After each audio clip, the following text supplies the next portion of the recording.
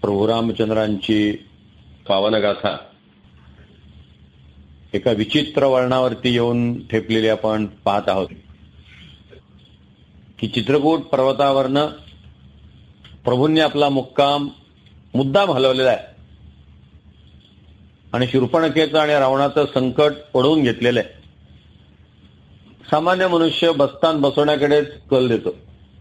इथं आता सेटल झालेलो आहोत, इथं सगळं व्यवस्थित आहे, सुरक्षित आहे, आता इथून हलायला नको. त्या दृष्टीनं चित्रकूट पर्वताचे प्रबुद्ध व्यवस्थित बसतान बसलेलं आहे, पण स्वतःला धोक्यात घालायचं आणि समाजाचे प्रश्न सोडवायचे हा सत्पुरुषांचा व्यवहार असतो.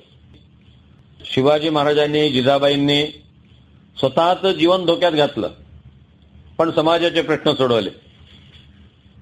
तुकाराम महाराजांना, समर्थांना देवदेव करत सुखाने जगता आलं असतं, पण समर्थांनी स्वतःच्या संसारावरती तुळशीपत्र ठेवलं आणि अवघ्या विश्वाचा संसार त्यांनी उभा केला. त्यासाठी राम आणि कृष्ण यांच्यासारखे अवतार निर्माण होत असतात. काय कृष्णाने स्वतःसाठी केलं? काही स्वतःसाठी केलं नाही. धर्म संस्थापनार्थाय संभवामी युगे युगे. म्हणून प्रभू स्वतःवरती संकट ओढवून घेतात. शूर्पणखेशी परिचय करून घेताना शत्रूबद्दलची सगळी माहिती गोळा केलेली आहे. युद्धशास्त्रातलं ते एक फार महत्वाचं तंत्र आहे. शिवाजी महाराज अफजल खानाला भेटायला गेले. ही भेट ठरण्याच्या आधी अफजल खानासंबंधीची सगळी माहिती त्यांनी गोळा केलेली आहे. उगीच समर्थाने अफजल खानाचं आधीच वर्णन करून ठेवलं नाही. तुंड एकांड कठोर वचनी, अखंड तोले स्वाभिमानी, न्यायनीती अंतःकरणी घेणार नाही, सदा शिगरोपयोग सदा, कदापि न धरणे मर्यादा, राजकारणाच्या संवादा मिळूची नेदी, ऐसा लौंद बेईमानी, कदापि नाही सत्यवचनी, पापी अपस्मार्जनी राक्षस जाणावा. एक नंबरचा खोटारडा मनुष्य आहे.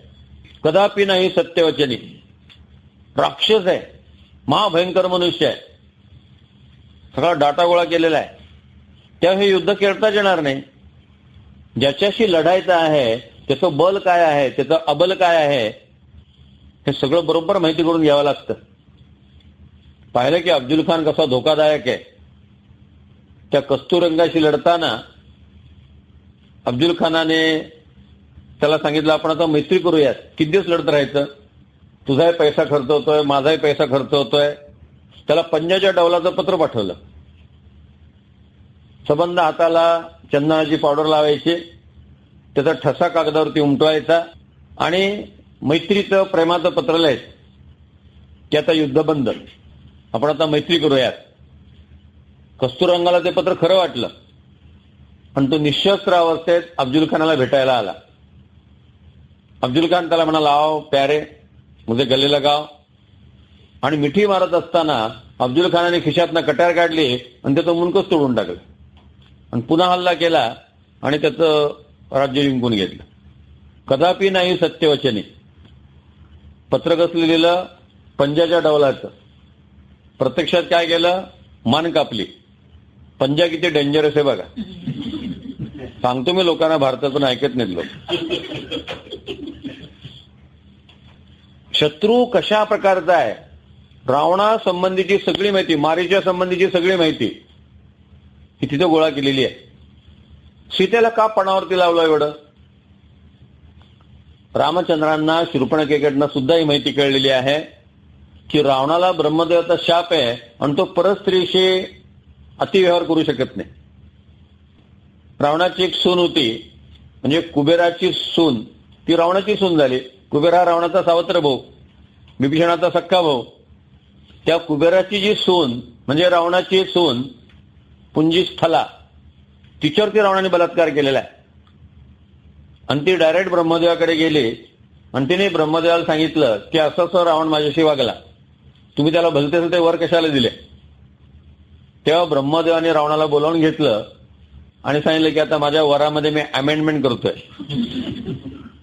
तुला वर दिला मी, याच्या हस्ते मरण नाही, त्याच्या हस्ते मरण नाही, पण यापुढे जर तू कुठल्या स्त्रीवर बलात्कार करायचा प्रयत्न केला तर तुझ्या मस्तकाचे तुकडे तुकडे होतील आणि तू मरून जाशील.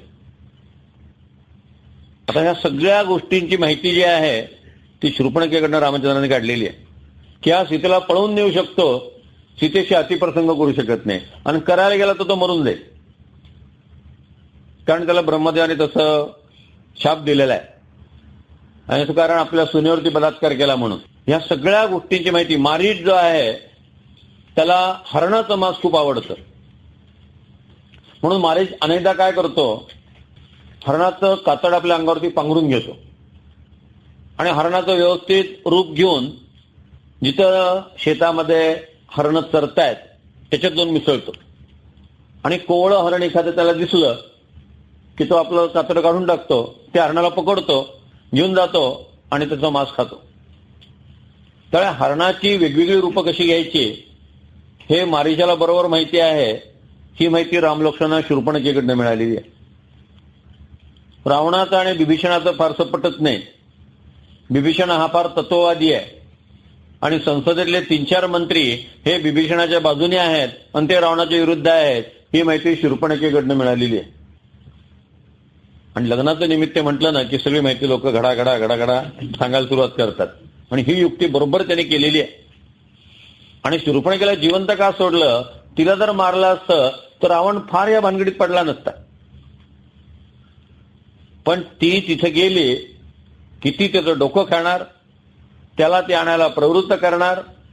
रावण आणि वाली यांच्यात मैत्री आहे ही माहिती शूर्पणखेकडनं रामचंद्रांना मिळालेली आहे. वाली आणि रावण यांच्यात असा करार झालेला आहे की जेव्हा किष्किंधा नगरी संकटात असेल तेव्हा रावणाने मदतीला धावून जायचं, आणि जेव्हा लंका संकटात असेल तेव्हा वालीने मदतीला धावून जायचं. मग जर रावणावरती हल्ला करायचा असेल तर आधी वालीला ठार मारलं पाहिजे, ही रामचंद्रांची पॉलिटिकल स्ट्रॅटेजी आहे. म्हणून पहिले वालीला मारलंय आणि मग लंकेवर हल्ला केलेला आहे. समजा वाली जिवंत असताना जर रामचंद्रांनी लंकेवरती हल्ला केला असता तर तिकडून रावणाचं सैन्य, इकडून वालीचं सैन्य मध्ये रामचंद्रांच्या सैन्याचं सँडविच झालं असतं. इकडली बाजू बंद. आणि एकदा वालीला मारलं आणि सुग्रीवाशी मैत्री केली की सुग्रीवाचं सगळं सैन्य जे आहे ते आपल्याला लंकेमध्ये उपयोगी पडेल. राजनीतीमध्ये या सगळे डावपेच खेळायचे असतात आणि रामचंद्र अतिशय पद्धतशीरपणे हे सगळे डावपेच खेळतायत. ते नुसते भोळे भाबडे सरळ सज्जन नाही आहेत. ज्याला जीवनामध्ये राजकारण करायचं असतं त्याने आपल्या लोकांशी सरळ असावं लागतं आणि शत्रूशी वाकडं असावं लागतं. शिवाजी महाराजांच्या सगळ्या लढाया बघा, जिथं सामान्य जनता आहे तिथे शिवाजी महाराज पत्रात लिहितात, रयतेच्या भाजीच्या देठासही हात लावू नये. तुम्हास घोड्यास चंदी लागेल ती बाजारातून खरेदी आणावी. रयतेस रंजीस आणू नये. तुम्ही रयतेस रंजीस आणाल तर लोक म्हणतील मोगल काय वाईट होते. रयतेला त्रास देऊ नका. पण शिवाजी महाराजांनी ज्या नेमक्या दुष्ट लोकांना मारलेला आहे त्या सगळ्यांना कप्तानी मारलेलं आहे. शिवाजी महाराजांची एकही लढाई सरळपणाची नाही आहे, पण जो काही वाकडेपणा आहे तो कोणाशी आहे, जे दुष्ट आहेत त्यांच्याशी आहे. प्रजेला कुठेही त्रास नाही आहे. शिवाजी महाराजांच्या युद्धामध्ये एकही निष्पाप आणि निरागस मनुष्य मारला गेलेला नाहीये. आणि जे वाईट आहेत ते कशाही पद्धतीने मारले जावेत ही कृष्ण नीती शिवाजी महाराजांनी अवलंबिलेली आहे. प्रभू रामचंद्रांनी हा सगळा अभ्यास केलेला आहे. अगस्त्य मुनीशी त्याची चर्चा झालेली आहे आणि त्यानुसार शूर्पणखेचं संकट त्याने पाठवून दिलं. आता रावण डावपेच खेळायला सुरुवात करतो. खरं तर वनवासाचं शेवटचं 1 वर्ष राहिलेलं आहे. आता या शेवटच्या वर्षावरच सगळे डावपेच झाले पाहिजेत. बुद्धिबळाची प्यादी आता प्रत्येक हलवायला सुरुवात करतं. रावण हा अतिशय धूर्त आहे. तो फार शूर्पणखेकडे लक्ष देत नाहीये, पण शूर्पणखा कुठे गप्प बसतीये, ती सारखी त्याच्या मागे टोमणं लावतीये. त्यांनी मारीचाला विचारलं. मारीच म्हणाला, रावणा तुला जर जिवंत राहायचं असेल तर तू या भानगडीत पडू नको. तू त्या रामाच्या वाटी गेलास की मेला म्हणून समज. पुन्हा शूर्पणखा रावणाला म्हणते, शेवटी सल्ला पराभूत माणसाचाच घेतला ना. जीवनात सल्ले यशस्वी माणसाचे घ्यायचे असतात. जो मारीच रामाला घाबरून पळून आला त्याचा काय सल्ला घेतोस? एखाद्या वीर पुरुषाचा सल्ला घे. तुझ्यासारख्या माणसाने अशा पराभूत माणसाचा सल्ला घ्यावा याचीच मला कीव येते. ती गप्प बसणार नाहीये. तिचा सूड जो आहे ती घेतल्याशिवाय राहणार नाही. आणि मग ती म्हणतो तू एक कर ना, सीतेला नुसतं बघ तरी. एकदा तू सीतेला जर बघितलं तर मंदोदरीला तू ताबडतोब टाकून देशील. ती फक्त तुझ्याच योग्यतेची आहे. या सगळ्या गोष्टीत रावण विचार करतो की किती रिस्क घ्यावी. कितीही पराक्रमी योद्धा असला तरी नेहमी तो कॅल्क्युलेटेड रिस्क घेतो. तेंडुलकर कितीही चांगला बॅट्समन असला तरी तो वाटेल तशी आडवी बॅट फिरवणार नाही. काळजीवर, प्रत्येक चेंडू काळजीबरोबर खेळायला लागतो. रावण काय करतोय की सीतेला पळून नेण्याची योजना आखतोय, पण तेव्हा राम लक्ष्मण तिथे असता कामा नयेत. ज्या माणसाने एका बाणाने 14,000 राक्षस मारले, त्याच्याकडे आणखी काय काय अस्त्र असतील? कुठला अस्त्र तो आपल्यावरती टाकेल? आपण जायचो सीतेला आणायला, आपणच मारायचो, असं तर होता कामा नये. म्हणून रावणाने योजना अशी आखली आहे की मारीचाने हरणाचं रूप घ्यायचं, रामाने त्याचा पाठलाग करायचा आणि रामाना फार दूर नेल्यानंतर मारीचाने रामासारखा आवाज काढायचा, लक्ष्मणा धाव, लक्ष्मणा धाव. मग लक्ष्मणही तिकडे जाईल. हे दोघेही जर नसले तर सीतेला आणायचं. या दोघांपैकी एक जण जर तिथं असला तर सीतेला न्यायचं नाही. म्हणजे रावणाची रिस्क अशी कॅल्क्युलेटेड आहे. रावण फार स्वतःच्या जीविताला धोक्यामध्ये घालू इच्छित नाही. समजा रामांनी ते मायावी मृग खरंय असं वाटलं आणि त्या हरणाचा पाठलाग केला तर राम पराक्रमी आहेत पण निर्बुद्ध आहेत असं गृहीत धरायचं. तो आवाज लक्ष्मणाने ऐकला आणि लक्ष्मणाला जो आवाज रामाचा वाटला तो लक्ष्मण पराक्रमी आहे पण निर्बुद्ध आहे. मग पराक्रमी आपला शत्रू हा जर बुद्धीने कमी असेल तर डावपेचात त्याला आपण हरवू शकू, असं संबंध रावणाचं कॅल्क्युलेशन आहे. आणि रामचंद्र तो मृग मायावी हे माहिती असूनही त्याच्या मागे धावतात. लक्ष्मण हा रामाचा आवाज नाही हे माहिती असूनही तिकडे जातो. रावणाचे जे अंदाज आहेत ते आपण चुकवायचे. राजकारणामध्ये या गोष्टी चालतात. शत्रूचा अंदाज जो आहे तो चुकवायचा आणि शत्रूला असं दाखवायचं की मी फसलोय, आणि मी फसलोय दाखवल्यानंतर शत्रूने आणखी मुसंडी मारली की त्याला ठोकून काढायचा. पडी घेऊनही उलथावे, राज्यकर्त्यास ढकलून द्यावे, राजकारणाचे जाणावे अंग इथे. म्हणून रामचंद्र हे मुद्दाम फसल्यासारखं दाखवत आहेत. सरळ सरळ संवाद आहे. भगवती सीता आश्रमाच्या बाहेर फुलं तोडतीये. ते प्रसिद्ध गीत आपल्याला माहिती आहे. तुडिता फुले मी सहज पाहिला जाता, मग आणून द्यायचे हरिण अयोध्या नाथा. मारीच तयार नाही या सगळ्या प्रकरणाला. पण रावणाने जे आपलं खडगं काढलं तेव्हा मारीचीने विचार केला या नालायक माणसाच्या हस्ते मरण्यापेक्षा रामात जास्त मेलेलं परवडलं. निदान हा आत्ताच मारेल, रामचंद्राच्या हातून 15 दिवसांनी मरण येईल, मरण पोस्टपोन होईल. आणि दुसरं असं, रामाच्या बाणाने आपण मरूच असंही नाही, कदाचित आपण निष्ठू सुद्धा. जर रामाला एका विशिष्ट अंतरावरती आणण्यात आपण यशस्वी झालो की मग आपलं प्राण कदाचित वाचतील सुद्धा. पण निदान आत्ताच त्याचं मरण टळेल म्हणून तो रावणाच्या योजनेत सामील होतो.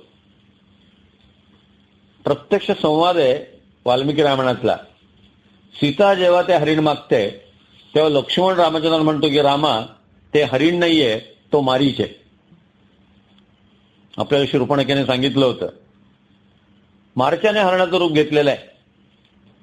राजकारणामध्ये पराभूत झालेला मनुष्य सूड घेण्याची पुन्हा जर संधी मिळाली तर पुन्हा डोकं वर काढत राहतो. तोपर्यंत त्याला चैन नसते. आता शूर्पणखेला चैन पडणार नाही, मारीचालाही चैन पडणार नाही, रावणालाही चैन पडणार नाही. म्हणून राजकारण हे शेवटी देशानेच संपतं. हे सगळा संवाद सीता ऐकते. सीता म्हणते राक्षस राक्षस, तुमच्या डोक्यात राक्षसच आहेत का? मला ते हरिण पाहिजे म्हणजे. सीतेला सुद्धा माहिती नसेल का ते मायावी मृग आहे म्हणून. पण कशा प्रकारचे हट्ट बायका नवऱ्यांजवळ करतात आणि अडचणीत येतात हे स्त्रियांना माहिती व्हावं म्हणून सीता सुद्धा लीला करते. इम्पोर्टेड हरिण पाहिजे पाहिजे तर घ्या. हे सगळं घडवून आणलेलं आहे. आता रामचंद्र विचार करतात की हे हरिण मी आणू नये असं लक्ष्मणाला वाटतं. हरिण आणलं पाहिजे असं सीतेला वाटतं. लक्ष्मणाचं म्हणणं आहे हरिण राक्षस आहे. आता कोणाचं ऐकायचं? बायकोचं ऐकायचं का भावाचं ऐकायचं? रामचंद्र एक युक्ती करतात. ते लक्ष्मण लक्ष्मणा, समजा हे हरिण जर राक्षस असेल, मारीच असेल, आपण मारून टाकू. आपलं तो बिझनेसच आहे राक्षस मारणे. आपलं एक काम होऊन जाईल. समजा ते हरिण खरं असेल तर सीतेचं काम होईल. आपण ते हरिण घरी घेऊन जाऊ अयोध्येमध्ये. लक्ष्मण तो ठीक आहे, पण एवढं लक्षात ठेव, आपल्याला अगस्त्य मुनीने सांगितलं होतं की हे राक्षस वेगवेगळी रूपं घेतात, ते बहुरूपी असतात, ते फार फसवतात. रामचंद्र त्या हरणाच्या पाठीमागे जातात. दूर दूरपर्यंत ते मारीच त्याला घेऊन जातो, कारण शक्यतो हरिण जिवंत पकडायचंय. सीतेला ते हरिण हवंय. त्या हरणाची कातडी मी काढीन, त्याची चोळी शिवीन, असं सीता कुठेही म्हटलेलं नाहीये. काही रामकथेत ते घुसडलं गेलेलं आहे. सीतेला एवढंच वाटतं की अशा प्रकारचं हरिण अयोध्येत नाहीये आणि आपण अयोध्येत जाणार. जी वस्तू आपल्या घरात आहे ती कोणाकडे नाहीये त्याचा बायकांना एक फार मोठा अभिमान असतो.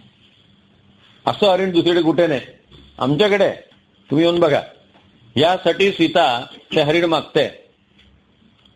आता लक्ष्मणा जेव्हा रामचंद्र बऱ्यापैकी पाठलाग करतात तेव्हा रामचंद्रांना लक्षात येतं की हा मारीचच आहे आणि म्हणून ते बाण काढतात आणि त्याला मारतात. रामचंद्र जेव्हा मारीच्याला बाण मारतात तेव्हा तो धावा वाचवा लक्ष्मणा, धावा वाचवा असा आवाज काढतो. लक्ष्मणाने हा आवाज ऐकलेला आहे. सीता म्हणते, भाऊजी तुम्ही ताबडतोब जा, यांचा जीव धोक्यात आहे. फार सुंदर वाक्य लक्ष्मणाच्या मुखातनं बाहेर पडतं. लक्ष्मण म्हणतो, वहिनी वाचवा आणि धावा हे शब्द रामांच्या तोंडी शोभूनच दिसणार नाहीत. राम त्यासाठी जन्माला आलेले नाहीयेत. हिंदी चित्रपटामध्ये बचाव बचाव कोण म्हणेल? नटी म्हणेल. अमिताभ बच्चन कशाला बचाव म्हणेल? तो मारामारीसाठीच आहे. तो ठोकूनच काढणार, त्या अडचणीत असलेल्या माणसाला सोडवणार. रामच जर बचाव बचाव म्हणायला लागले तर मग रामाचा पराक्रम कसला आला? रामच जर धावा धावा वाचवायचं म्हणायला लागले तर रामांचा पुरुषार्थ कुठे गेला? राम लढत देत राहतील आणि लढताना मरतील, पण वाचवा म्हणून कोणाला हाक मारणार नाही. पण लक्ष्मणाचं हे म्हणणं जे आहे हे सीतेला पटत नाही. अत्यंत कठोर वचन सीता लक्ष्मणाला बोलते. एवढंच नव्हे तर शेवटी सीता म्हणते की भाऊजी तुम्ही जर आता जाणार नसाल तर मी अग्निकाष्ठ भक्षण करते आणि आत्महत्या करते. शेवटचा दम असतो, मैं मर जाऊंगी. तिथं काही चालत नाही, माघार घ्यावी लागते. आता रामचंद्र जे आहेत ते तिकडे निघून गेलेले. लक्ष्मणही त्यांना शोधायला गेलेला. लक्ष्मणाने जाताना रेषा ओढली होती असा उल्लेख वाल्मिकी रामायणात कुठेही नाही. लक्ष्मण रेषा ही पहिल्यांदा अध्यात्म रामायणात भगवान व्यासदेवांनी आणली. तुलसीदासाने ती लोकप्रिय केली. आपल्याकडे फक्त एकच लक्ष्मण रेषा आहे, आरके लक्ष्मणच्या रेषा. बाकी रामायणात कुठलीही लक्ष्मण रेषा नाही आहे. स्पष्ट उल्लेख आहे की महावीर लक्ष्मण भगवती सीतेला म्हणतात, वहिनी तुमच्या ताटात काय वाढून ठेवलेलं आहे मला माहिती नाही. ह्या प्रकृतीला आणि निसर्ग देवतेला मी एवढीच प्रार्थना करतो की तुम्हीच आता सीतेचं रक्षण करा. आणि लक्ष्मण निघून जातो. लक्ष्मण निघून गेला आणि रावण लगेच आला. तो साधूच्या वेशामध्ये आलेला आहे. ओम भवती भिक्षांग दे म्हणून त्यांनी म्हटलेलं आहे. सीता पाहते की साधू आहे, संन्यस्त पुरुष आहे. पहिल्या दिवशी सांगितलं तो वयाने तिच्यापेक्षा 30-35 वर्षांनी मोठा आहे. त्यामुळे सीतेच्या मनात असं येतं की आपण जेवायलाच वाढूयात, घरात पदार्थ वगैरे तयार आहेत. जे काही फळं बिळं होती सीता त्यांना विचारते की भिक्षा वाढू का पर्णकुटी देऊन तुम्ही अन्न ग्रहण करता? रावण तो ठीक आहे मी पर्णकुटी देतो. त्यामुळे लक्ष्मण रेषा असती तर पर्णकुटी देऊ शकला नसता. रावण पानावरती बसतो. सीता देत असलेले पदार्थ तो खायला सुरुवात करतो आणि तो सीतेच्या सौंदर्याची स्तुती करायला लागतो. जेव्हा रावण तिच्या सौंदर्याची स्तुती करायला लागतो तेव्हा सीता सावध होते आणि सीतेच्या लक्षात येतं की आपण आता अडचणीमध्ये आलेलो आहोत. आणि मग तो सीतेला म्हणतो की एवढी सुंदर असताना तू ह्या राजपुत्रांबरोबर काय राहतेस, या पर्णकुटीत काय राहते? मी रावण आहे, लंकेचा राजा आहे, तुला सोन्याच्या महालात मी ठेवीन. तेव्हा मात्र सीतेच्या लक्षात येतं की आपण आता पूर्ण फसलेलो आहोत. ती पळून जाण्याचा प्रयत्न करते. रावण तिचा हात धरतो, तिला तसंच खांद्यावरती उचलतो आणि रथातनं घेऊन जातो. लक्ष्मणाला रस्त्यात पाहिल्यानंतर रामचंद्र अत्यंत संतापलेले. त्यांच्या लक्षात आला, आता पुढचा सगळा घोटाळा जो आहे तो त्यांच्या ध्यानात आला. लक्ष्मणाने रामचंद्रांच्या आज्ञेचं पालन केलं नाही, अशी दोनच प्रसंग रामायणामध्ये. त्यातला हा एक प्रसंग आणि दुसरा शेवटचा प्रसंग, तो आपण शेवटच्या दिवशी बघू. पण लक्ष्मणाने रामाचं ऐकलं नाही आणि लक्ष्मण अत्यंत अडचणीत आलेले.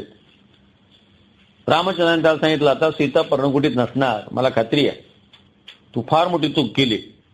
शूर्पणखेचे आपण नाककान कापले तेव्हापासून आपण सावध आहोत की रावण काही ना काही डाव आपल्या विरुद्ध खेळणार, तो काही ना काही युक्ती करणार. शेवटी राम आणि लक्ष्मण जेव्हा पर्णकुटीत परत येतात आणि भगवती सीता तिथं नसते, तेव्हा त्यांना अत्यंत दुःख होतं. शोधण्याच्या निमित्तानं थोडं थोडं पुढे जातात तेव्हा जटायू पक्षी त्यांना आढळतो. त्याचे पंख छाटले गेलेले आहेत, शेवटचा श्वास तो घेतो आहे. फक्त मरणापूर्वी रामचंद्रांना नेमकं काय घडलं ते सांगायचं म्हणून तो थांबलेला आहे. आणि जेव्हा रावणाने सीतेला पळून नेलं, हे जटायूकडून रामचंद्रांना कळलं, तेव्हा आता दक्षिणेकडे जाणं आणि सीतेचा शोध घेणं एवढा एकच पर्याय शिल्लक राहिलेला होता.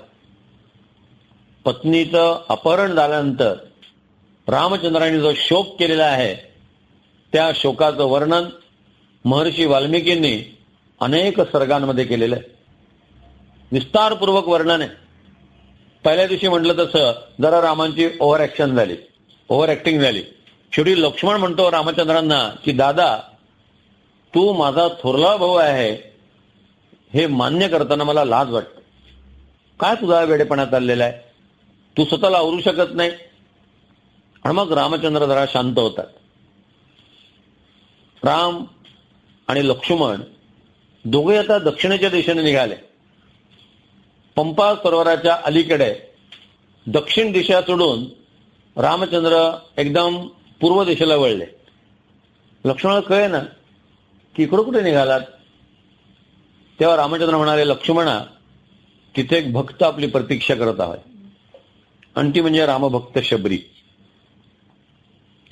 शबर याचा अर्थ भिल्ल.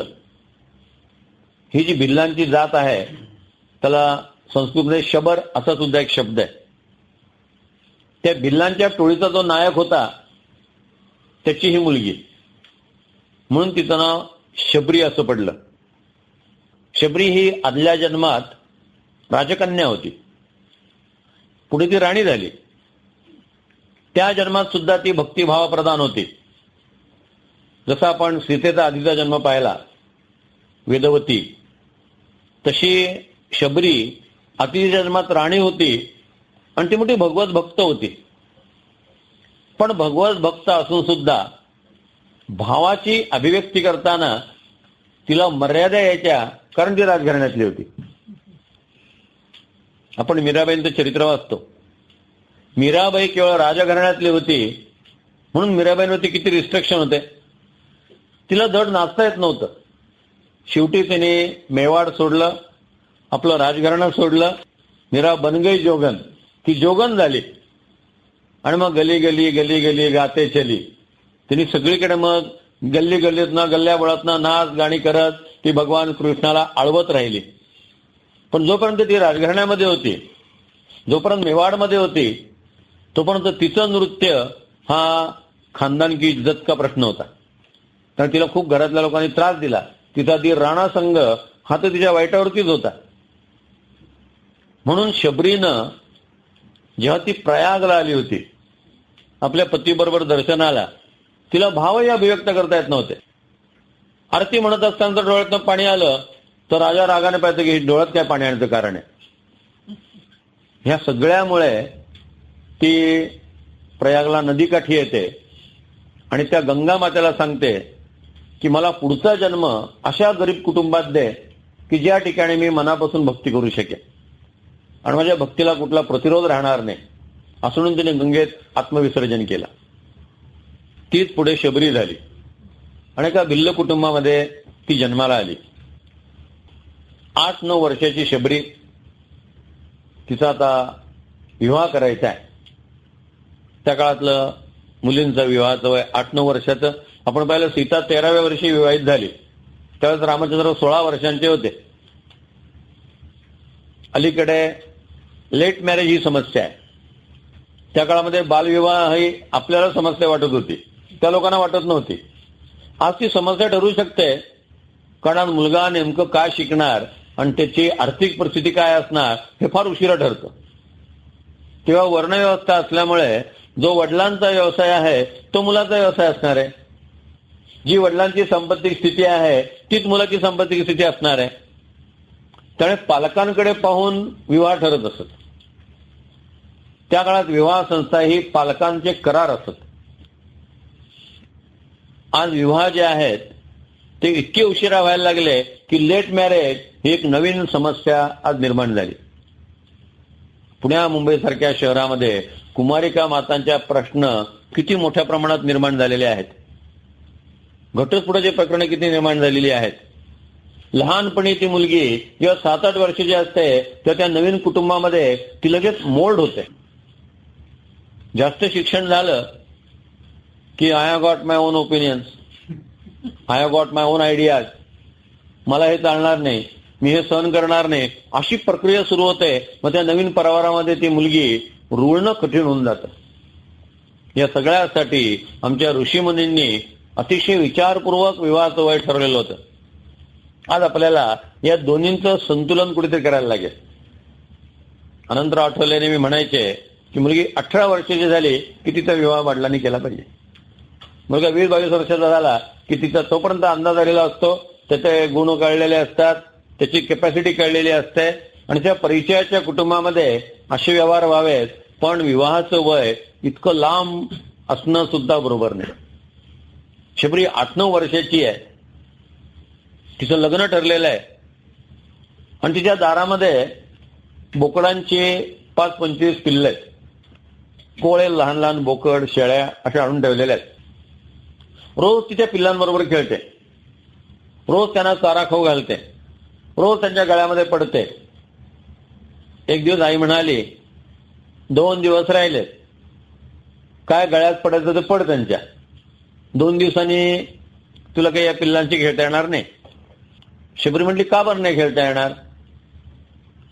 अगं तुझं लग्न आहे ना, मी या पिल्लाला घेऊन जाईन तिकडे, सासरी घेऊन जाईन.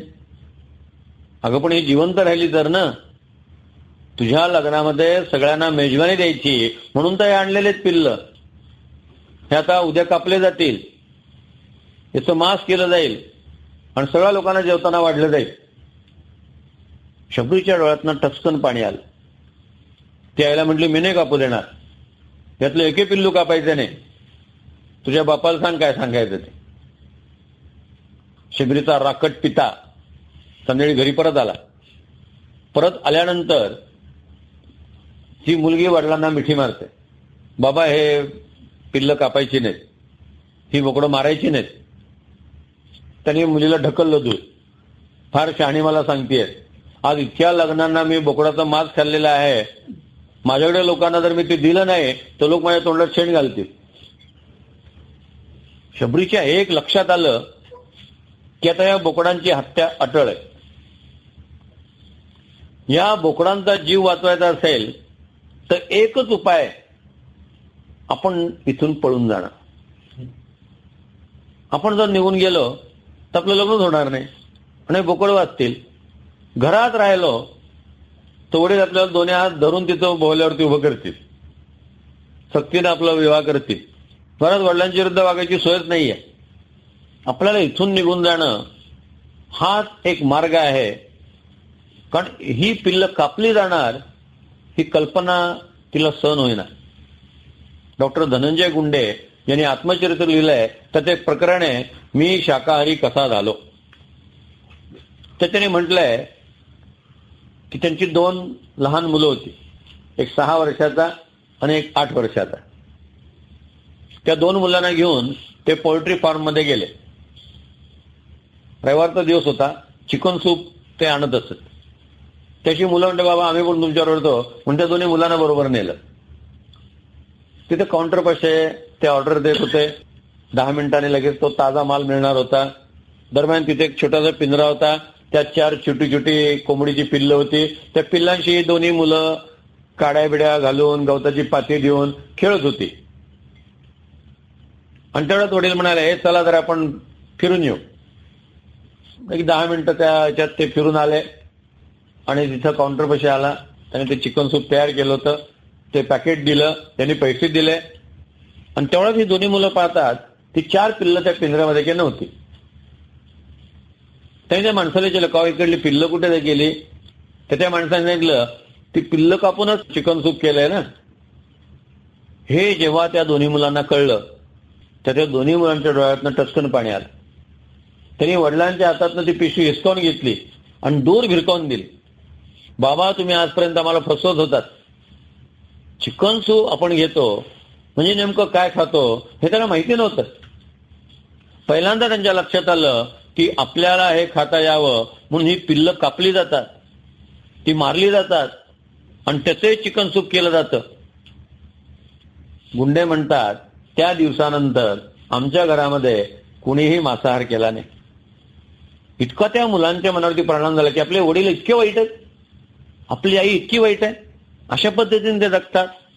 शबरीच्या मनामध्ये ते विचार येऊन गेले आणि मग शबरीने ठरवलं की घर सोडून द्यायचं. भिल्लाचीच काटक पोर होती. रात्री 12 सगळे शांत झोपले होते. अशा ती अलगद उठली आणि हलक्या पावलानं ती घरातनं बाहेर पडली. घरापासून थोडीशी दूर गेली आणि मग तिने धावायला सुरुवात केली.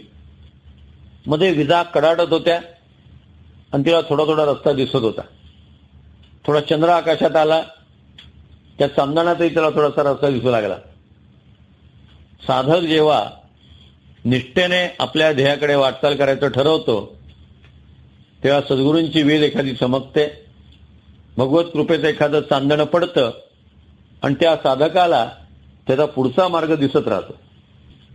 फक्त त्याची जिद्द असली पाहिजे, पुढे जाण्याचं त्याचं ध्येय असलं पाहिजे. शबरीच्या लक्षात आलं आपला पाठलाग सुरू होईल. सकाळपर्यंत ती धावत राहिली आणि सकाळी एका झाडावरती मोठी ढोली आहे, लपायला जागा आहे हे पाहून ती तिथे लपून राहिली. तिचा शोध घेणारी माणसं झाडाखालनं येऊन गेलेली त्यांनी पाहिली. इकडे तिकडं सगळा झाडा चालू आहे हे तिच्या लक्षात आलं. अंधार पडला की खाली उतरायचं आणि धावत सुटायचं आणि उजाडलं की मग एखाद्या झाडावरती आश्रय घ्यायचा. असं 7-8 दिवस ती करत राहिली. 4 दिवसानंतर तिचा पाठलाग करणारे लोक दिसायचे बंद झाले. 8व्या दिवशी ती मतंग ऋषींच्या आश्रमाच्या समोर आली. तिला जरा सुरक्षित वाटलं की समोर आश्रम आहे, मतंग ऋषी आहेत, काही लोक आहेत, साधक आहेत, आपण इथं राहूयात. पण आपल्याला आश्रमात प्रवेश मिळणार नाही कारण सगळे ब्राह्मण दिसत आहेत. मी भिल्ली नाही, मला कोण तिथं प्रवेश देणार? पण आपण या झाडावर राहायचं. शबरी झाडावरती राहायला लागली. तिने काय करावं? तिच्या लक्षात आलं की मतंग ऋषी पहाटे 4 वाजता उठतात आणि पंपा सरोवरावरती स्नानाला जातात. मग आश्रमापासून पंपा सरोवरापर्यंतचा रस्ता तिने रात्रीतनं झाडून काढावा. त्यांच्या पायाला खडे टोचणार नाहीत, त्रास होणार नाही. तिने पाहिलं की ते स्नान करून आले की पूजेला बसतात. मग तिनं चांगली चांगली फुलं तोडून परडीत घालून ठेवावीत, नैवेद्यासाठी काही फळं तोडावीत, परडीत घालून ठेवावीत, सगळं अंगण झाडून ठेवावं, देवापाशी सारवून घ्यावं. 4-5 दिवसानंतर मतंग ऋषी विचार करतायत की हा एकदम बदल कसा झाला? विद्यार्थी इतके सुधारले कसे? परीक्षा पद्धतीत बदल न करता सुद्धा अभ्यास पद्धतीत बदल न करता सुधारणा कशी झाली एवढी? हल्ली मला पायात काटे बोचत नाहीत, खडे बोचत नाहीत, पंपा सरोवरापर्यंतचा रस्ता झाडलेला असतो, आश्रम स्वच्छ असतो, पूजेची पूर्वतयारी केलेली असते. त्यांनी मुलांना विचारलं. मुलांनी सांगितलं, आम्ही हे काही कोणी करत नाही, मी हे केलेलं नाही, मी हे केलेलं नाही. आता त्यांच्या मनामध्ये एकदम गुढ निर्माण झालं की मग करतो कोण? मतंग ऋषींची झोपायची जागा शबरीला माहिती होती, पण त्याविषयी मतंग ऋषींनी युक्ती काय केली? आपल्या जागी असे गादीची वळकटी वगैरे करून मतंग ऋषी झोपले आहेत असं दाखवणारी व्यक्ती तयार केली आणि स्वतः लपून राहिले की काय होतंय बघायचं रात्रीतनं. शबरी नेहमीप्रमाणे उतरली, ती अंगण झाडायला लागली. ती अंगण झाडत असताना मतंग ऋषी आश्रमाच्या दारापाशी असे उभे राहिले की तिला पळून जाता येणार नाही. बाळ, कोण आहेस तू? का रोज हे सगळं करतेस? शबरीने आपला सगळा इतिहास थोडक्यात ऋषींना सांगितला.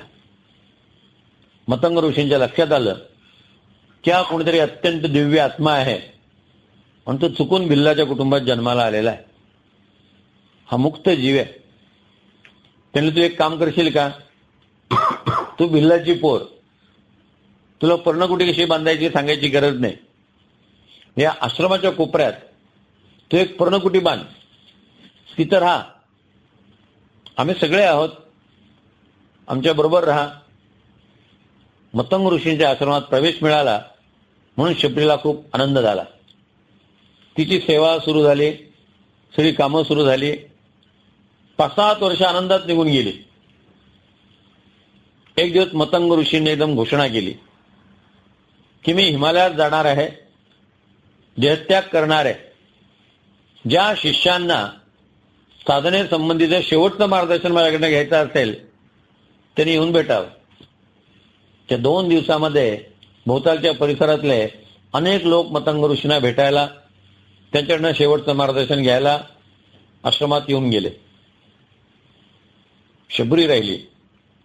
तिने मतंग ऋषींना नमस्कार केला आणि म्हणाले, गुरुदेव, माझा उद्धार कसा होईल? 2 मिनिटं मतंग ऋषी डोळे मिटून बसले आणि म्हणाले, बाळ, भगवान विष्णूने रामचंद्रांचा अवतार घेतलेला आहे. यथा समय त्या आश्रमात येतील आणि ते तुझा उद्धार करतील. मतंग ऋषी हिमालयात निघून गेले. आता शबरी रामचंद्रांची प्रतीक्षा करू लागली. असे हो जया अंतरी भावदैसा, वसे हो तया अंतरी देवतैसा. उपेक्षा कदा रामरूपी असेना, जीवा मानवा निश्चय तो वसेना. शबरीला माहिती होतं राम येणार, आपल्या गुरूंचं वचन खोटं ठरणार नाही. पण कुठून येतील? या रस्त्याने आले तर तोही रस्ता रोज झाडावा, इकडून आले तर तोही रस्ता झाडावा. रोज सगळं साफसफाई करावी, फळं तोडून ठेवावीत, पाण्याचा तांब्या भरून ठेवावा, पाद्यपूजेसाठी तामण तयार ठेवावं. रोज तयारी, प्रतीक्षा आणि प्रयत्न सतत 18 वर्षे चाललेलं आहे. 18 वर्ष ती झोपलेली नाहीये. कारण आपण झोपलो असतो पण त्यावेळेस रामराय येऊन गेले तर त्यांनी मी आलो होतो पण तू झोपली होतीस, मी काय करू? महावीर लक्ष्मण वनवासात 14 वर्ष झोपलेले नाही आहेत. आपण झोपले असताना रात्रीतनं जंगली सावध आलं आणि त्यांनी रामावरती हल्ला केला तर आपल्याला या गोष्टी अतिरंजित वाटतील. पण अगदी अलीकडच्या काळामध्ये भगवान रामकृष्ण परमहंस 3 वर्ष झोपलेले नाही आहेत. 3 वर्ष ते झोपले नव्हते.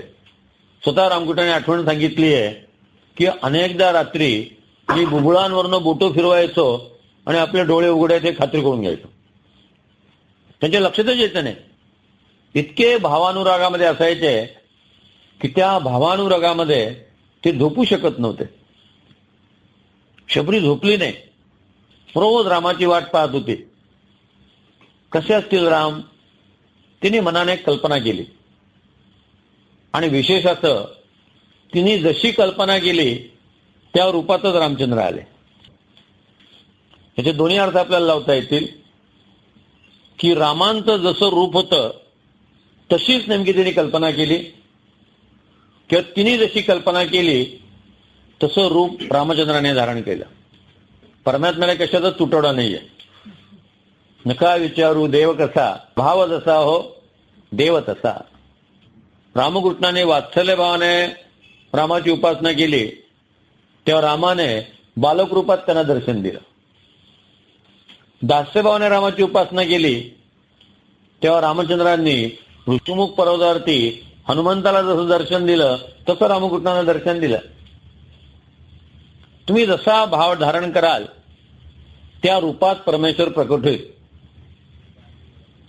परमेश्वर कसा आहे याचा तर्क करत बसू नका. जशी तुमची श्रद्धा आहे तसं परमेश्वर आहे असं समजा.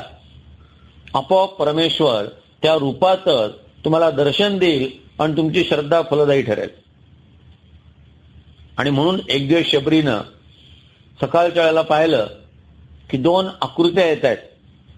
त्यात पुढची जी श्यामलवर्ण आकृती आहे, ज्या स्वरूपात ती रामाचं चिंतन करत होती, राम कसे असतील या संबंधी ती जी तर्क करत होती तशी रामाची आकृती तिला दिसली. शबरी अतिशय आनंदित झाली. शबरीनं रामचंद्रांची पाद्यपूजा केलेली आहे. राम कोणाकडने पाद्यपूजा करून घेत नाहीत. केवटाचा प्रसंग जो आहे तो काल्पनिक आहे हे याआधी सांगितलंय.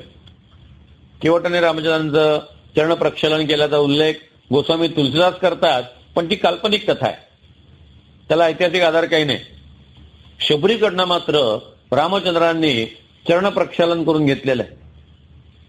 लक्ष्मण थक्कून हे सगळं पाहतोय, कारण शबरीच्या आश्रमात आल्यापासून रामचंद्रांनी आपले सगळे नियम बाजूला ठेवले. रामचंद्र कोणाकडे फळं खात नाहीत, स्वतः तोडतात किंवा लक्ष्मण आणायला सांगतात. पण शबरीनं रामचंद्रांसमोर फळं ठेवली. बोरांचा उल्लेख वाल्मिकी रामायणात कुठेही नाही.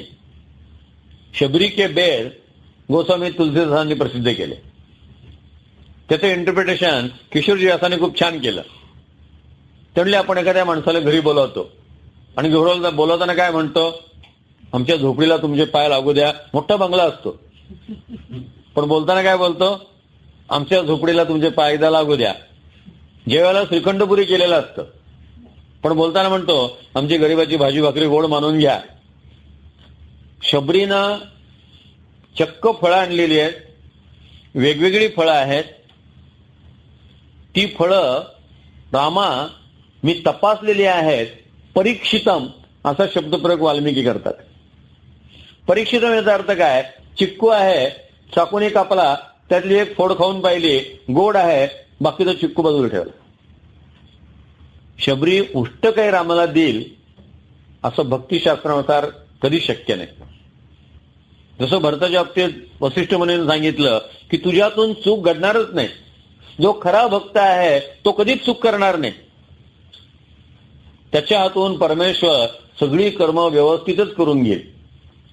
आधी शबरीने बोर खाऊन पाहिलं आणि ते उष्ट बोर रामाला दिलं. इतका सेन शबरीला नसेल का? ज्या मुलीने धूर्तपणे इतके निर्णय जीवनाचे घेतले की आपण देवाला उष्ट देऊ नये एवढं तिला लक्षात येणार नाही का? सफरचंद आहे, चिरलं, एक थोडासा तुकडा तोंडात टाकला, गोड याची खात्री करून घेतली, ते समोर ठेवलं. चिक्कू तोडला, गोड जेवढा आहे, संत्र सोललं, एक मोसंबीची थोड खाऊन बघितली, मोसंबी गोड आहे, संत्री गोड आहे, हे द्यायला की हरकत नाही. रामा ही मी पाहिलेली फळं आहेत, ही तपासलेली आहेत, ही गोड आहे, ती तुम्ही खा. आणि शबरीने दिलेली सगळी फळं रामचंद्र खातात. लक्ष्मण आग्रह करतात, घे तू पण घे, फार गोड आहे, खा. आणि सगळं झाल्यानंतर शबरी कृतार्थ होते, धन्य होते.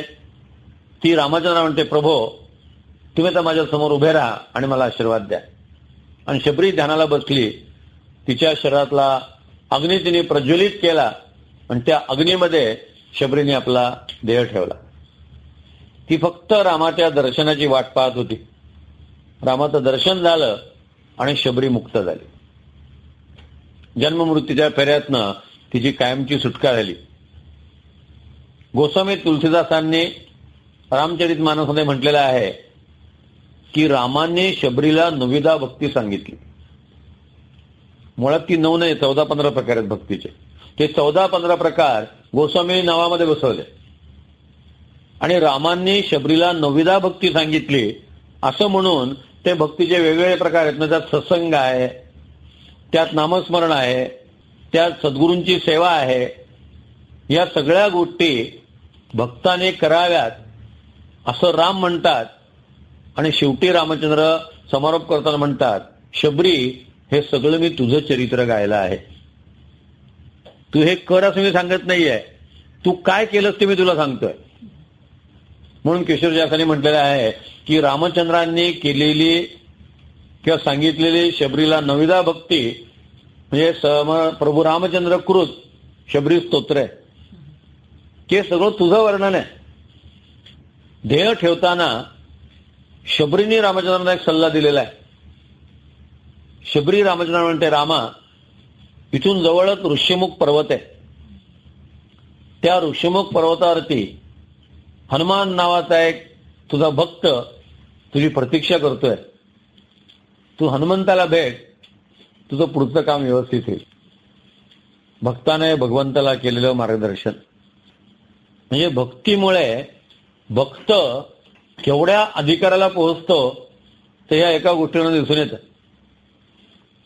शबरी आपल्या भक्तीनं रामचंद्रांना 4 गोष्टी सांगाव्यात एवढ्या अधिकार पदापर्यंत पोहोचली.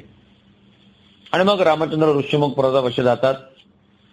या ऋष्यमुख पर्वतावरती सुग्रीव आहे आणि सुग्रीवाबरोबर नल, नील, जांबुवंत, हनुमंत हे सगळे वानर आहेत. दिवा भीताप्रमाणे सुग्रीव या ऋष्यमुख पर्वतावरती राहतोय. त्यांनी राम लक्ष्मणांना पाहिलं आणि तो घाबरला. त्याला म्हटलं, बहुतेक वालींनी मला मारायसाठी हे 2 धनुर्धर पाठवलेले आहेत. सुग्रीव आणि वाली हे दोघं जुळे भाऊ आहेत. दिसायला अगदी राम और श्याम, अगदी एकमेकासारखे दिसतात. ते कोण धाकटा आणि कोण मोठा आहे काही कळायचा प्रश्नच नाही. दोघांची दिसायला फिगर अगदी सारखी. दोघांचं एकमेकावरती अत्यंत प्रेम. त्यात वाली हा जास्त बलवान असल्यामुळे तो गादीवरती बसलेला आहे. सुग्रीव त्याच्याशी अनन्य आहे. या वालीचा एक मित्र होता, त्याचं नाव मायावी. हा मायावी आणि वाली रोज क्लबामध्ये एकमेकाला भेटायचे. यावर त्यांची मैत्री कशी असेल लक्षात आलं. टेबल फ्रेंडशिप ती फार दिवस टिकत नाही. एक दिवस कुठल्या तरी मुद्द्यावरनं मायावी आणि वाली यांच्यात बाचाबाची झाली आणि वालीने एक थप्पड त्याला लागून दिली. मायावीला एक माहिती होतं की वालीशी टक्कर घेण्यात काही अर्थ नाही. वाली अत्यंत पराक्रमी होता. त्याने त्या रावणाचा पराभव केलेला आहे आणि मग त्या दोघांमध्ये मैत्रीचा करार झालेला आहे.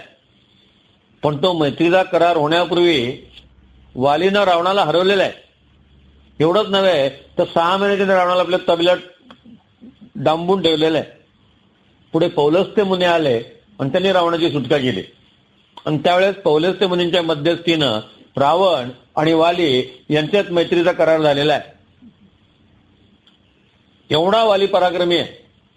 मायावीने विचार केला की वालीला मारायचं असेल तर झोपेतच मारलं पाहिजे. जागा असताना त्याला मारणं कठीण आहे. वाली झोपलेला आहे आणि मायावी हलक्या पावलानं त्याच्या घरामध्ये प्रवेश करतो. पण मागे मी सांगितलं, राजकारणी लोकांना शांत झोप शक्य नाही. इतके घोटाळे केल्यानंतर कशी शांत झोप येईल. तर तो पावलांचा आवाज ऐकतो आणि वाली एकदम उठतो. वाली उठल्यावर मायावी एकदम घाबरतो आणि तो पळत सुटतो. वाली गदा घेऊन त्याच्या पाठीमागे पळत सुटतो आणि पळताना वाली मोठ्यांदा सुग्रीवाला हाक मारतो. मग पुढे मायावी, त्याच्या पाठीमागे वाली आणि त्याच्या पाठीमागे सुग्रीव. या गुहेमध्ये मायावी राहत होता ती गुहा फार मोठी आहे. आपल्याला माहिती आहे अमेरिकेमध्ये 200 मैलाच्या गुहा आहेत.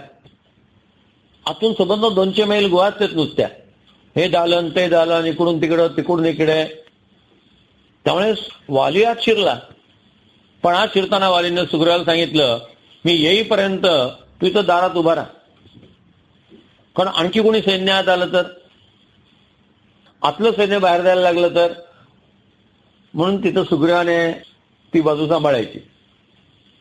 आज अनेक महिने वाली आहे, अनेक महिने त्याला मायावी सापडलेला नाही आहे. महिनाभर सुग्रीव उभा राहिला. वाट तरी किती पाहणार. महिनाभरानंतर एक रक्ताचा पाट जो आहे तो त्या गुहेतनं बाहेर आला. सुग्रीवाला वाटलं बहुतेक आपला भाऊ मारला गेला. आता मायावी पुन्हा बाहेर येईल आणि आपला पाठलाग करेल.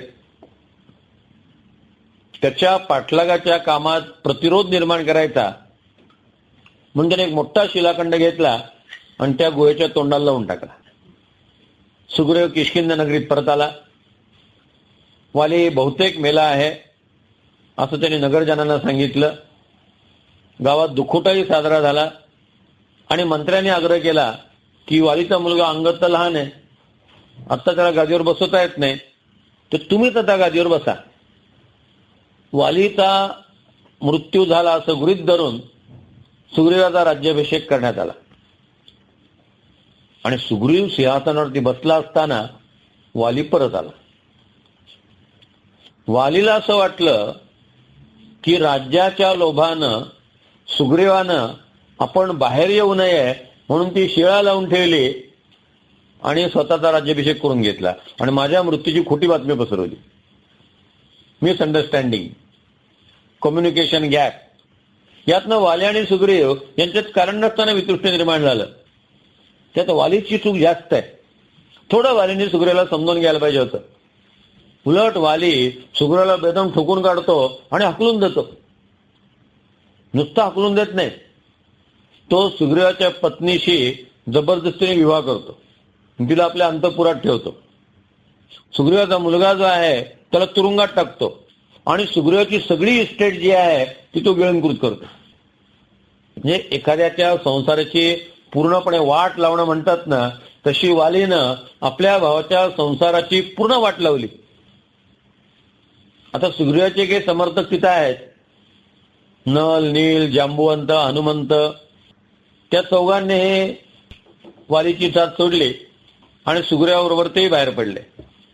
राजकारणात बहुतेक एकटा मनुष्य राजीनामा देत नाही, गटासह बाहेर पडतो. सुग्रीवाचा सगळा ग्रुप बाहेर पडला आणि सगळे ऋषीमुख पर्वतावरती आले. ऋषीमुख पर्वत किष्किंधाच्या अगदी जवळ आहे.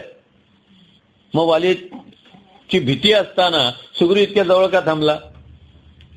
एकदा मतंग ऋषी या ऋषीमुख पर्वतावरती ध्यान करत होते. ते ध्यान करत असताना वाली आपल्या पत्नीसह आणि मित्रांसह तिथं व्हॅलेंटाईन डे साजरा करायला आला होता. तिथं त्यांनी जी रेव पार्टी साजरी केली त्यात सगळेजण इतके प्यालेले होते, त्यात वालीनं अनेक गोष्टी मतंग ऋषींच्या अंगावरती फेकल्या. मतंग ऋषी संतापले, त्यांचं ध्यानभंग झालं. तेव्हा मतंग ऋषीने वालीला शाप दिला, पुन्हा जर तू ऋषीमुख पर्वतावरती पाऊल ठेवशील तर तू मरून जाशील. माझी तपोभूमी तुम्ही इतकी अपवित्र करता.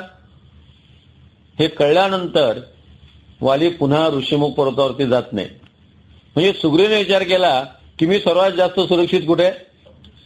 ऋषीमुख पर्वत, कारण ऋषीमुख पर्वत म्हणजे वालीसाठी प्रोहिबिटेड एरिया, तिथे मी सर्वात सुरक्षित. आणि म्हणून तो आपल्या या 4-5 साथीदारांसह ऋषीमुख पर्वतावरती राहतोय.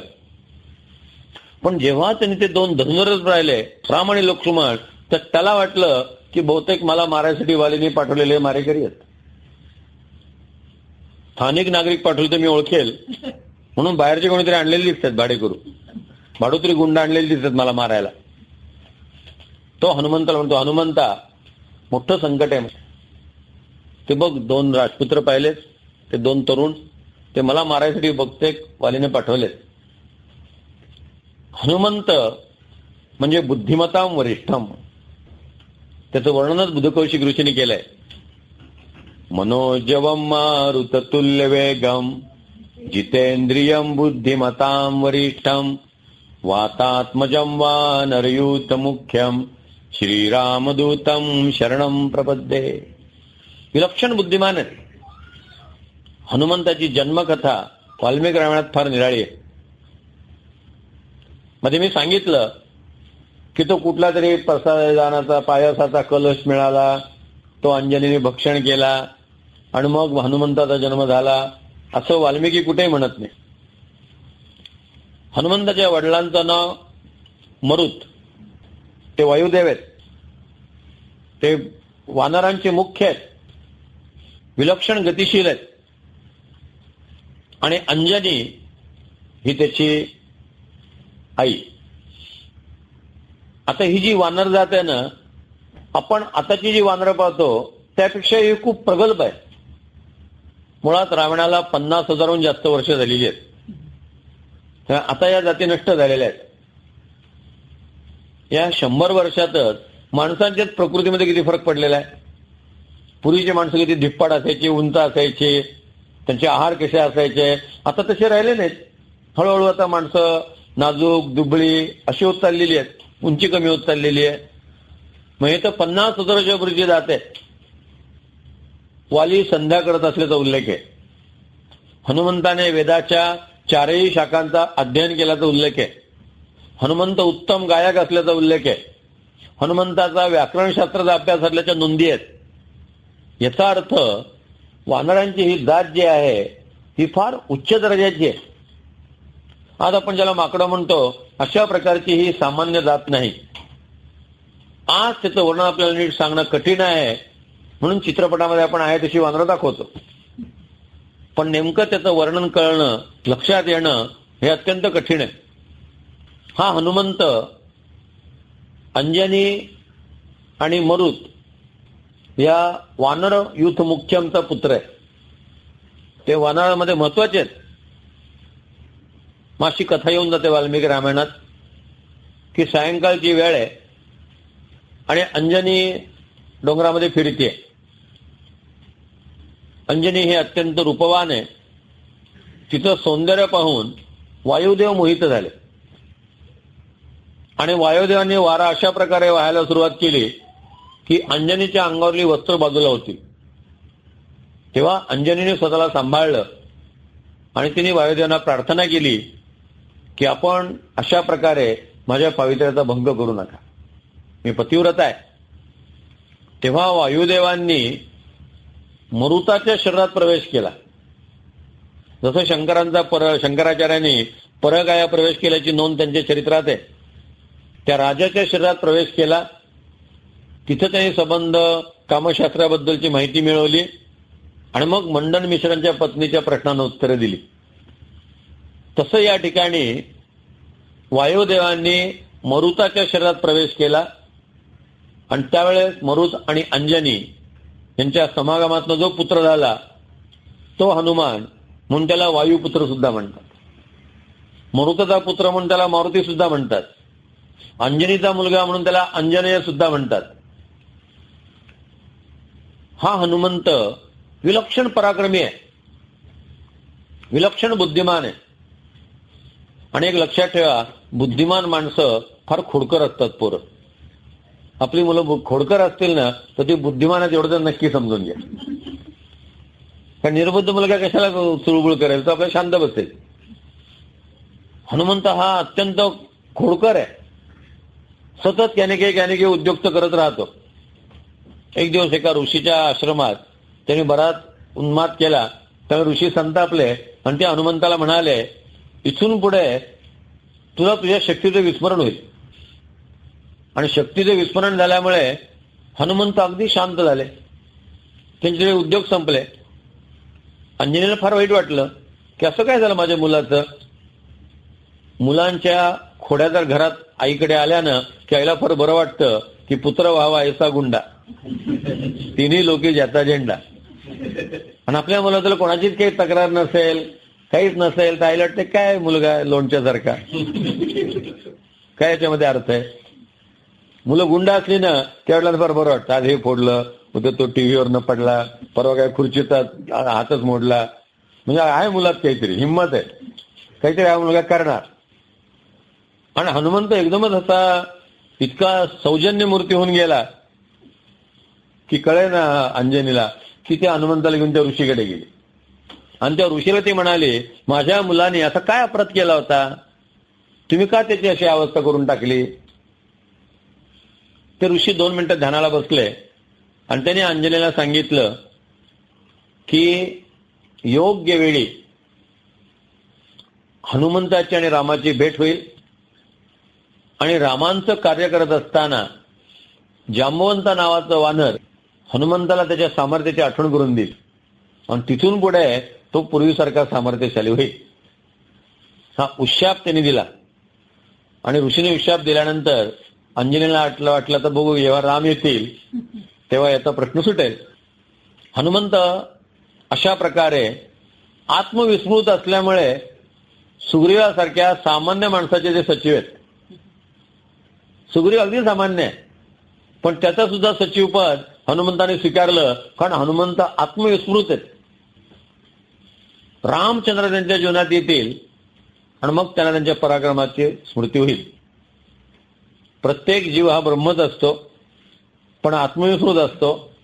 मग सद्गुरू आपल्या जीवनामध्ये येतात आणि मग कान पकडून सांगतात, ऐक शिष्या येतीचे वर्म, स्वये तुची आहे श्री ब्रह्म, ये विषयी संदेह भ्रम, धरूची न ये, शिष्या एकांती बैसावे, स्वरूपी विश्रांती सदावे, तेणे गुणे दृढावे, परमार्थ हा तत्वमसी, तूच ते ब्रह्म आहेस.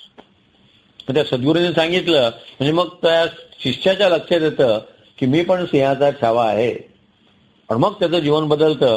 तसं हनुमंताच्या बाबतीत घडलेलं आहे. हा हनुमंत सुग्रीवाशी अनन्य आहे. तो सुग्रीवाबरोबर ऋषिमुख पर्वतावरती आहे.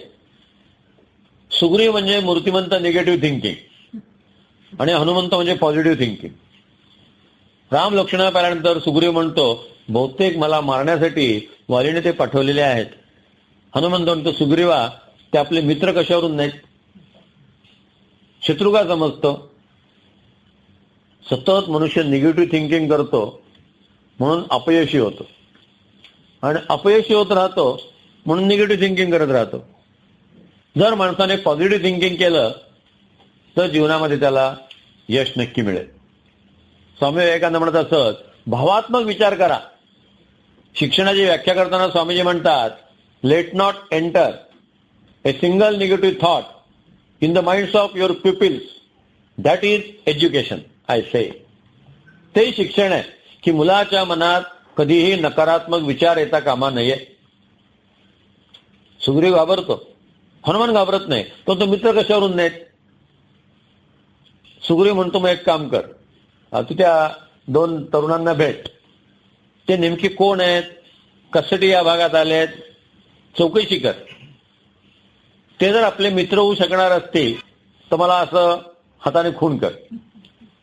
ते जर शत्रू होणार असतील तर डावा तसा वर कर. तेव्हापासून राजकारणात अशी हात करायची पद्धत सुरू झाली. हनुमंत खाली येतात. आता हनुमंताचे जे अनेक गुण आहेत त्यात हनुमंताचं एक वैशिष्ट्य, हनुमंताला पाहिजे तेव्हा पाहिजे ते रूप घेता येतं.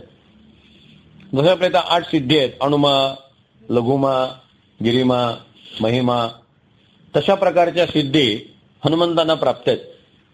ते पाहिजे तेव्हा पाहिजे ते रूप घेऊ शकतात. अलीकडच्या शब्दात फॅन्सी ड्रेस, त्यात हनुमंत एकदम एक्सपर्ट. आता हनुमंताने एकदम बटूच रूप घेतलं. आता हनुमंत कसे बुद्धिमत्ता वरिष्ठ आहेत ते बघा. बटूच्या वेशात हनुमंत रामलक्ष्मणांच्या समोर येतात. त्या दोघांचं निरीक्षण करतात. कोण पाहुणं, कुठून आलात.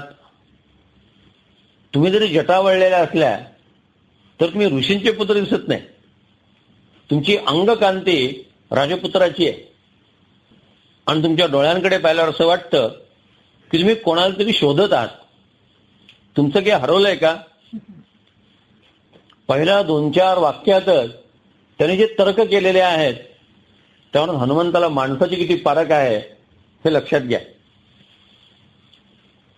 रामचंद्र नुसतं लक्ष्मणाकडे बघतात, म्हणजे तू सांग काय सांगायचं ते. लक्ष्मण सांगतात की तुम्ही म्हणता त्याप्रमाणे अयोध्येचे राजपुत्र आहोत. आमची सावत्रही अत्यंत दुष्ट आहे. माझा भाऊ राम याचा राज्याभिषेक व्हायचा होता, तेव्हाच तिने आम्हाला वनवासात पाठवलं, म्हणून आम्ही वनवासात आलो.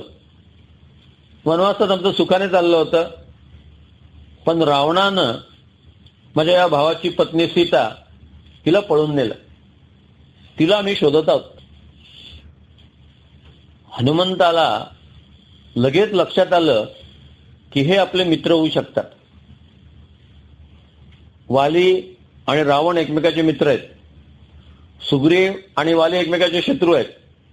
आपल्या शत्रूचा मित्र तो आपला शत्रू, त्याची बायको त्यांनी याची बायको पळवलेली आहे, म्हणजे हा आपला मित्र होऊ शकतो. जर सुग्रीव आणि राम एकत्र आले तर ते वाली आणि रावण या दोघांचाही निपात करू शकतात. त्यासाठी आपल्याला यांचा उपयोग होऊ शकेल. लगेच हनुमंताने हे सगळं गणित जे आहे ते आपल्या मनातल्या मनात तयार केलं आणि त्यांनी थांबा, माझ्या धन्याच्या मनात जरा तुमच्या शंका आहे ती मी दूर करतो आणि मग पुन्हा तुमच्याशी बोलायला येतो. आणि मग हनुमंत पुढे जातो आणि सुग्रीवाला असा उद्वास करून ते आपले मित्र आहेत असं सांगतो. त्यामुळे सुग्रीवाचं बीपी नॉर्मल होतं आणि इकडे हनुमंत रामांकडे परत येतो.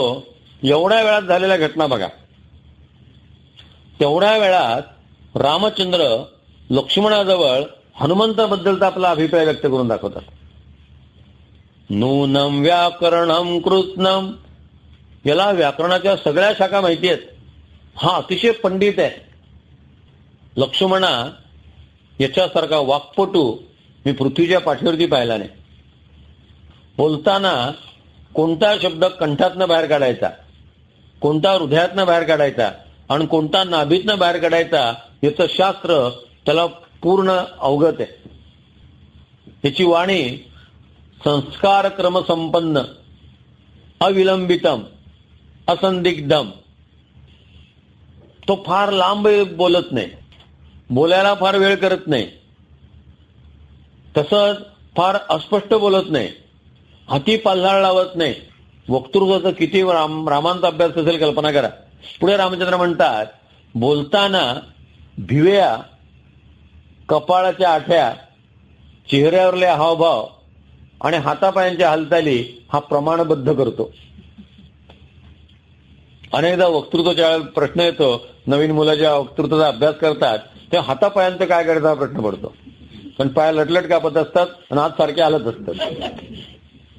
किती रामाने बरोबर वर्णन केलंय की हात, पाय, भिवया, डोळे, कपाळावरल्या रेषा, याच्या चेहऱ्यावरचे भाव जे आहेत ते सगळे प्रमाणबद्ध असतात. याचा हस्तान्यास बरोबर असतो बोलतानाचा. हातवारे हा बोलण्याचा एक भाग आहे, पण ते खूप जर झाल्यानं त्याची ओव्हर ऍक्टिंग होऊन जाते. म्हणून प्रमाणात हातवारे, चेहऱ्यावरती भाव, डोळ्यांच्या भिव्यांची थोडीशी हालचाल, या सगळ्या गोष्टी वक्तृत्वात प्रमाणात व्हाव्या लागतात. आणि त्याचं अलीकडचं उदाहरण म्हणजे शिवाजीराव भोसले आणि राम शेवाळकर. मर्यादेशील हालचाली दोघांच्या आणि वाणीला अगदी रसवंती. रामचंद्र अशा पद्धतीने हनुमंताचं वर्णन करतात आणि हनुमंत येत असताना ते म्हणतात, आणि लक्ष्मणा याच्या अंगातली कौपिन जी आहे ती सोन्याची आहे आणि ती जन्मतःच आहे. हे वाक्य हनुमंत ऐकतात. हनुमंताने एका ऋषींकडे दीक्षा मागितली होती. त्या ऋषीने हनुमंताला सांगितलं, मी तुझा गुरु नाही आहे. हनुमंताने, कोण आहेत माझे गुरु?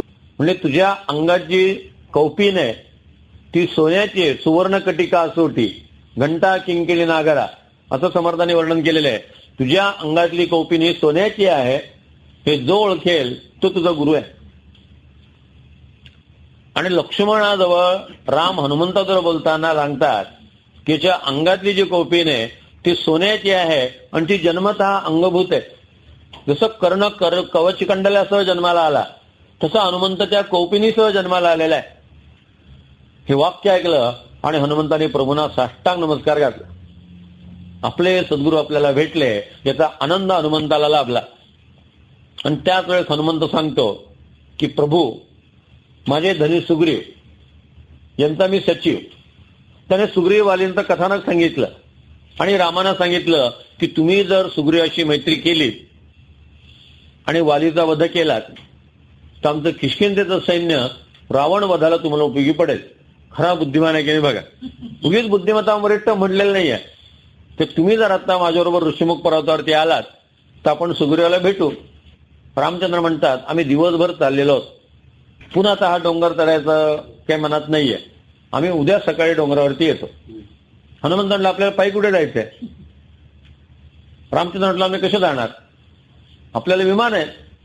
जय श्रीराम म्हणून हनुमंत मोठे होतात आणि त्याला म्हणतात बसा खांद्यावर, आपल्याला विमानानं जायचंय, बसा म्हणले इथे. रामचंद्रांना खात्री होती या विमानाचं अपहरण होणार नाही, हे इंडियन एअरलाइन्स नसल्यामुळे अपघात होणार नाही, हे सुरक्षित वरती पोहोचेल. दोघंही खांद्यावरती बसतात. हनुमंत वरती त्यांना नेतात. सुग्रीव तिथे येतो. हनुमंत लगेच यज्ञाची सामुग्री बोलावतात. लगेच दोघांना पाठावर बसतात. ओम केशवाय नमः. हनुमंताला सगळ्या गोष्टी माहिती आहेत. पौरोहित उत्तम, वेदांचे मोठे अभ्यासूच आहेत. आणि अग्नीच्या साक्षीनं ते राम आणि सुग्रीव यांच्यात मैत्री करतात.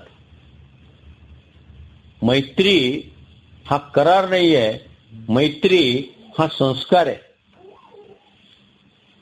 विवाह हा करार नाहीये, अग्नी साक्ष झालेला तो संस्कार आहे. हनुमंताने या संस्काराद्वारे रामाला बंधनात अडकवलेलं आहे. पुढे सुग्रीव जेव्हा रामाचं काम करेना सीतेच्या शोधासंबंधीचं, तेव्हा लक्ष्मण रामाना म्हणतोय की रामा, मी जाऊन त्या सुग्रीवाला ठार करून येतो.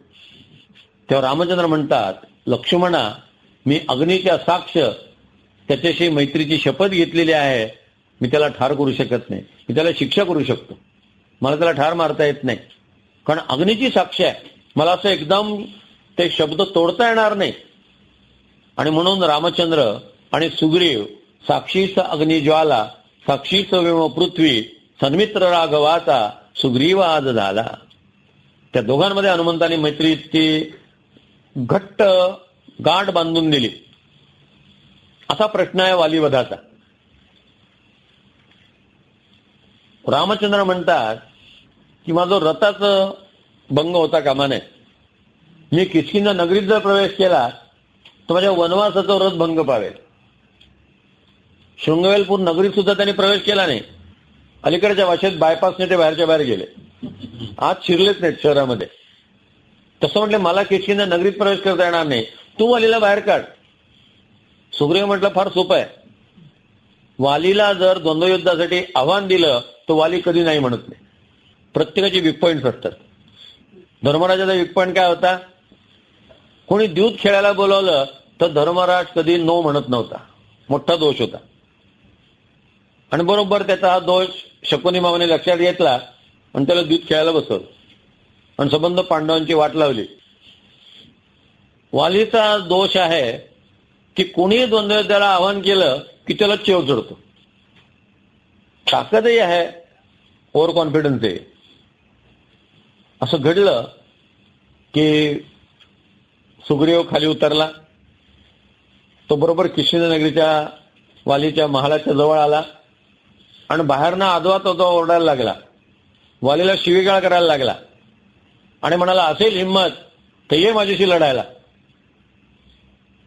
वालीने ते ऐकलं. वालीची पत्नी तारा ही अत्यंत बुद्धिमान आहे. तिला ही बातमी कळली आहे की अयोध्येचे 2 राजपुत्र आलेले आहेत आणि त्यांच्याने सुग्रीवांची मैत्री झालेली आहे. सारखे हेर हिंडत असतात आणि सगळ्या बातम्या गोळा करून नगरीत आणत असतात. तारेला ते कळलेलं आहे. तारा म्हणते वालीला की नाथ, तुम्ही हे युद्धाचं आमंत्रण स्वीकारू नका.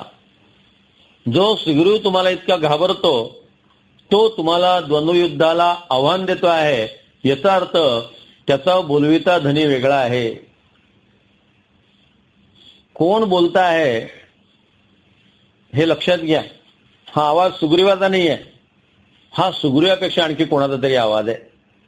हुशार आहे तारा, तिथे ते लक्षात आलेलं आहे.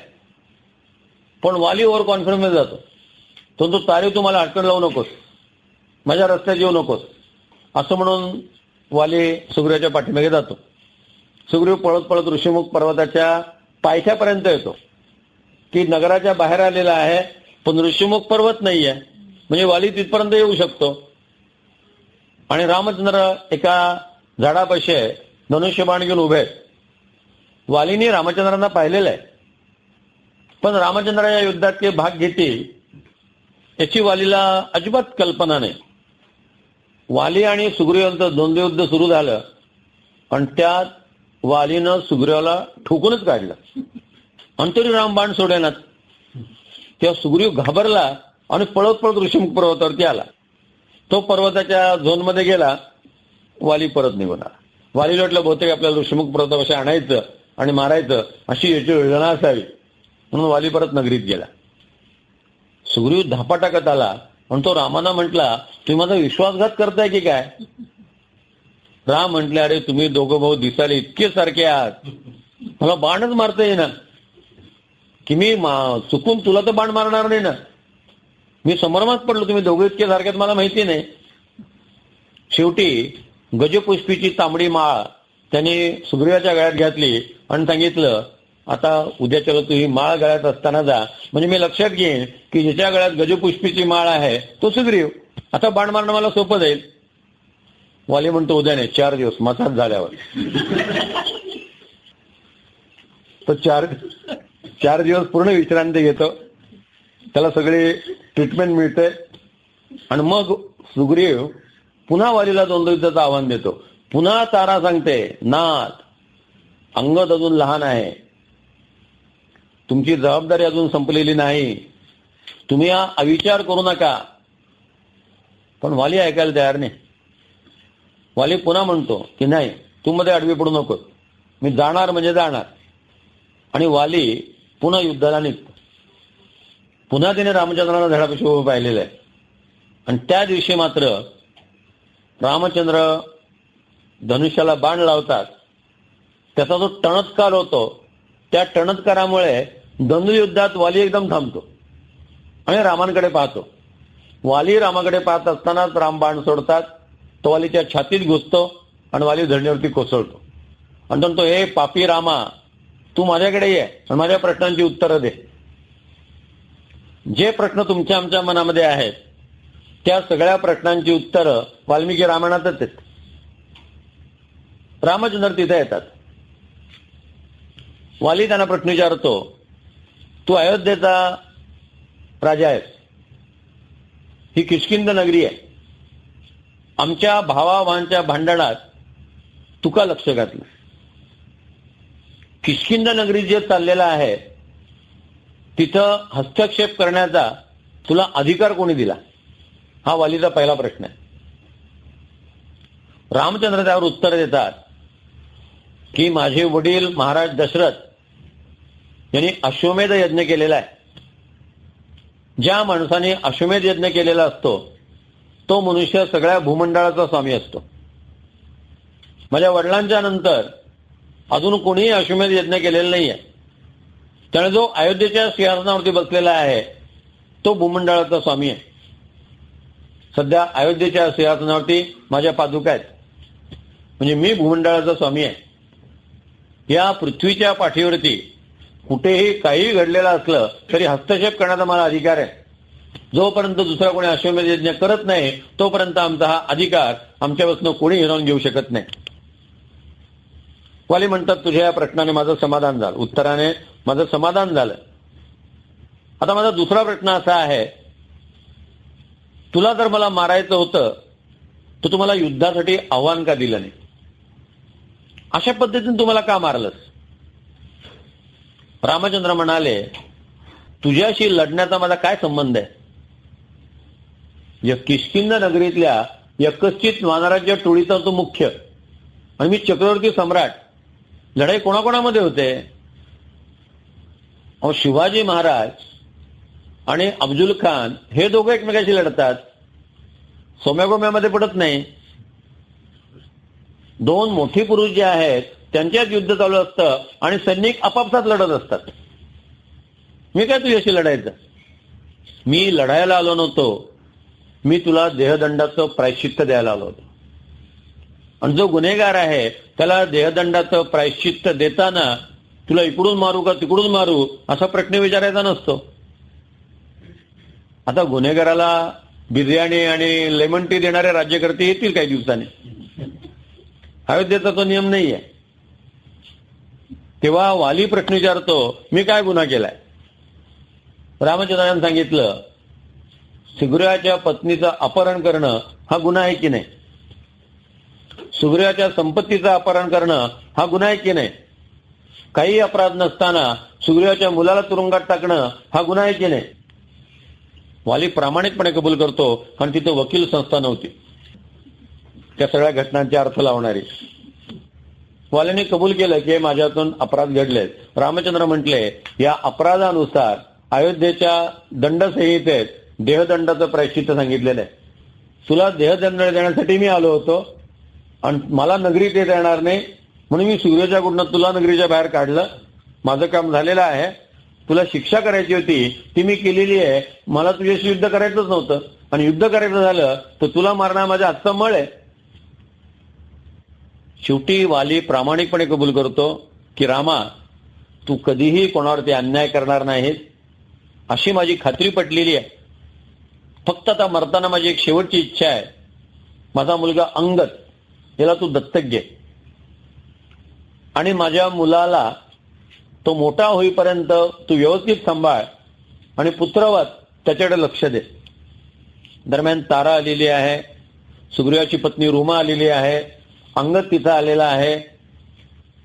वालीनं अंगदाचा हात आपल्या हातात घेतला, रामचंद्रांचा हात आपल्या हातात घेतला, दोघांचे हात एकमेकाच्या हातात घालून दिले आणि वालीनं अंगदाला सांगितलं की काका जर तुझ्याशी नीट वागला नाही तर हे तुझे पिता आहेत, हे तुझ्यावरती अन्याय होऊ देणार नाहीत. समर्थाने म्हटले, राखो जाणे नीती न्याय, न करी न करवी अन्याय, कठीण समय उपाय करू जाणे, ऐसा पुरुष ठारणेचा तोच आधार जगताचा, दास म्हणे रघुनाथाचा गुण घ्यावा.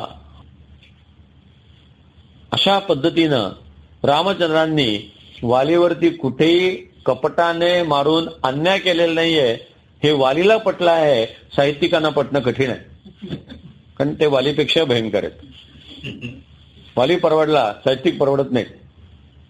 तेव्हा वालीनं अंगदाचा हात रामचंद्रांच्या हातात दिला. सुग्रीवही वालीजवळ येतो, सुग्रीवही रडतो. शेवटी आपला भाऊ आहे, भाऊ मरण पावला. तेव्हा वाली सुग्रीवाला म्हणतो की तुझ्याबद्दल मी कारण नसताना गैरसमज करून घेतला आणि त्यामुळे हे सगळं झालं, मला माझ्या चुकीची शिक्षा मिळाली. तारा येते, तारेला वाली सांगतो की माझ्यातून चूक झाली, तुझं मी ऐकायला पाहिजे होतं. अजून नवऱ्याने बायकोचं ऐकत जावं, तिला काय कळतं असं म्हणू नये. सल्ला ऐकला तर उपयोगी पडतो.